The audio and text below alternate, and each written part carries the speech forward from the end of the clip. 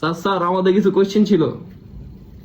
কি কোশ্চেন কর, আমার কাছে টাইম নেই, তাড়াতাড়ি যেতে হবে। তাড়াতাড়ি কোন কি কোশ্চেন আছে? স্যার কিছুদিন আগে আপনার একটা চ্যাট ভাইরাল হয়েছে ওই যে একটা মেয়ের সাথে, হ্যাঁ ওরা সম্পর্কে যদি আমাদের কিছু বলতেন। ও অ্যাকচুয়ালি ওটা আমি না, ওটা বিরোধী দলের চক্রান্ত ছিল। কি জানি চ্যাটের বলা আছে না একটা, ওই যে বাল চ্যাট, ওই যে কি জানি কয়, ও হ চ্যাট জিবিটি আছে না, চ্যাট জিবিটিতে বানিয়েছে, ওটা আমি না।